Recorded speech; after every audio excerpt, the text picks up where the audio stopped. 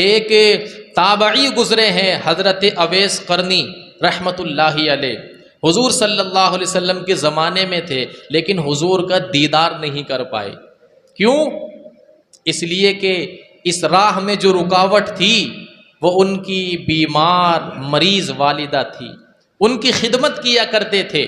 اپنی ماں کی خدمت کو چھوڑ کر کے حضور صلی اللہ علیہ وسلم کی زیارت کرنا اور شرف صحابیت کا جو مقام ہے، اتنا بڑا اونچا مقام ہے صحابی کا کہ آپ کو کیا بتایا جائے۔ پیغمبروں کے بعد اگر کسی کا درجہ اور رتبہ ہے تو صحابہ کا ہے۔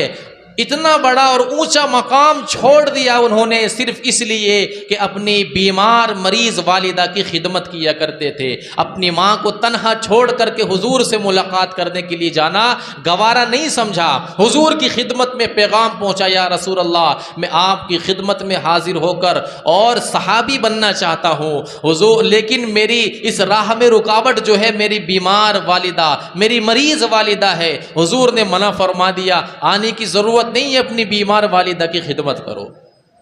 اور پھر دیکھو ان کو اتنا اونچا مقام ملا، اتنا اونچا رتبہ ملا۔ اللہ کے رسول علیہ الصلوۃ والسلام نے حضرت عمر ابن خطاب سے فرمایا کہ یمن کے علاقے قرن سے ایک شخص آئے گا جس کا نام اویس ہوگا، قرن اس کا علاقہ ہوگا، جب تمہاری اس سے ملاقات ہو تو اس آدمی سے، اس شخص سے اپنے لیے مغفرت کی دعا کروانا۔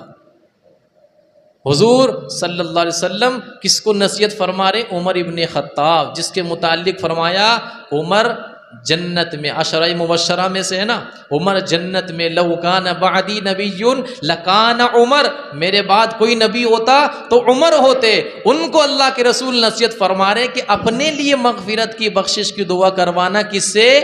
ایک ایسا شخص ہے جس نے اپنی مریض والدہ کی خدمت کر کے وہ مقام اللہ رب العزت سے حاصل کر لیا ہے کہ جب وہ اللہ کے دربار میں ہاتھ اٹھاتا ہے اللہ تبارک و تعالیٰ اس کے ہاتھوں کو خالی نہیں لوٹاتا۔ عمر ابن خطاب رضی اللہ تعالیٰ عنہ کہتے ہیں بس پھر میں آس پاس کے علاقوں میں اور حج کے زمانے میں ایسے آدمی کی تلاش میں رہا کہ جب وہ ایسا آدمی آئے گا، حضور نے کچھ نشانی بتائی تھی، اس کے بدن کے اوپر جو ہے برس کے نشانات ہوں گے، برس کے، پھر اللہ سے انہوں نے دعا کی، وہ برس کے نشانات مٹ گئے، ایک آدھ درہم یا دینار کے بقدر رہ گیا تھا۔